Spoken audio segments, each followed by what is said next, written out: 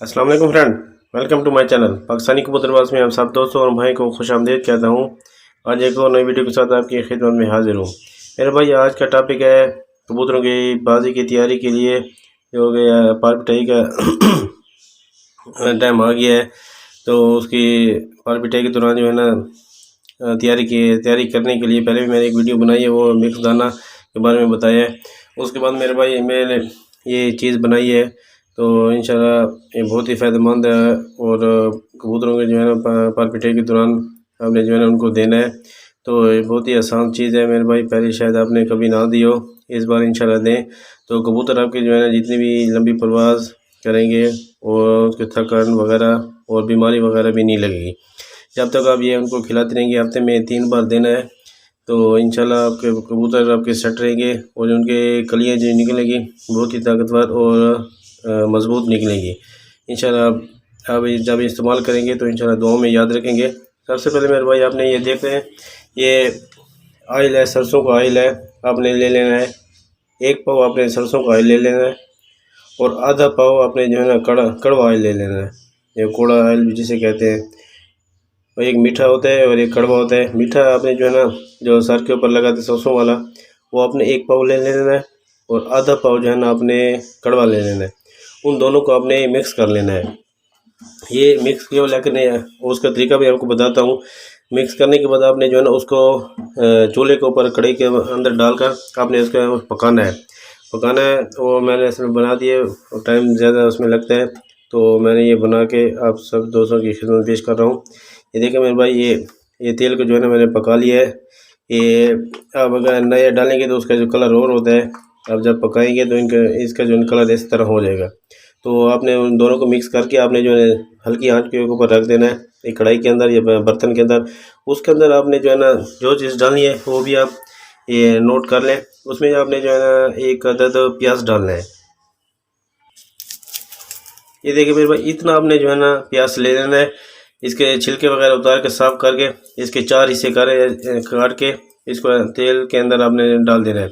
इसको अच्छी तरह पकाना है और मेरा ख्याल आप ख्याल रहिएगा जब भी डालेंगे उसके जो है झाग सी बन जाएगी, तो आपने जो है चूल्हा ऐसे ऐसे थोड़ा स्लो कर देना है उसको झाग को ख़त्म करने के लिए, क्योंकि जब झाग ऊपर से निकलेगी तो ऑयल जो है ना बाहर निकलता है और ज़ाया हो जाता है।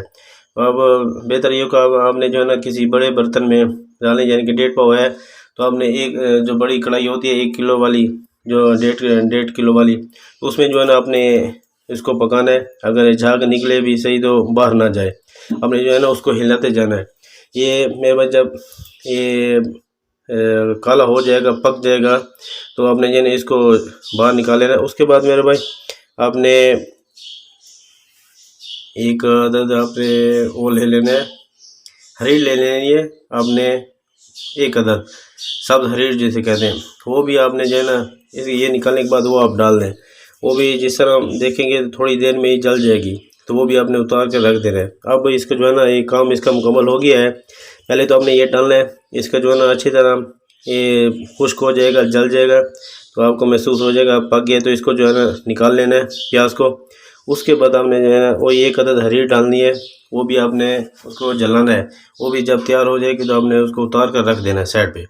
तो मेरे भाई आप देखेंगे तो आपका ये ऑयल वगैरह है ये आपका तैयार हो गया है। अब देने का भी तरीका मैं आपको बता दें तो किस तरह देना है आपने, तो इंशाल्लाह आपका रंग देखेंगे ये इस तरह रंग आ जाएगा।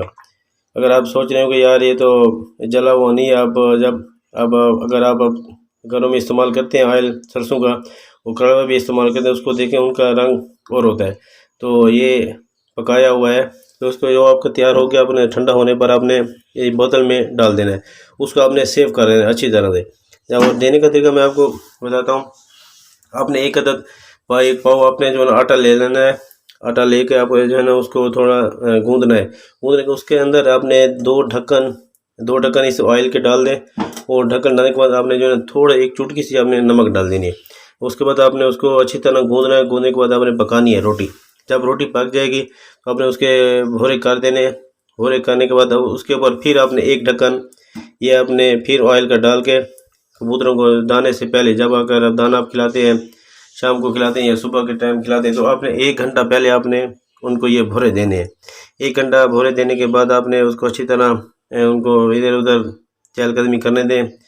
तो 1 घंटे के बाद आपने वो अगर आप दाना डालते हैं तो मिसाल के तौर पर आपने 3 डब्बे डालते हैं या 4 डब्बे डालते हैं, आपने जो है ना उसे 1 डब्बा उसमें निकाल लेना है और जो 1 पाव का जो आटा है वो आपने उनको डाल देना है। बाजी का एक काम करके वो डाल देना है। जब वो 1 घंटे का आपने बोरा पहले डाल दिया, फिर उसके बाद आपने बाजरी डाल देना है, जो भी चीज़ डालते हैं। उसके बाद आपने जो है ना पानी डाल देना है। तो पानी देने के बाद आपने हफ्ते में आपने 3 दिन देना है। तो इंशाल्लाह कबूतर के आपके जब कलियाँ निकलेंगी, पर निकलेंगे, तो हमें आप इंशाल्लाह देखेंगे कि बहुत ही मजबूत और ताकतवर है। और इसका फ़ायदा ये है कि मेरे भाई, जब आपके कबूतर बैठते हैं तो दाना वगैरह खाते हैं, बदहज़मी कर जाते हैं, कमज़ोर हो जाते हैं, तो इंशाल्लाह इसके खिलाने से आपके कबूतर कभी बीमार नहीं होंगे, उनको सोकड़ा भी नहीं लगेगा।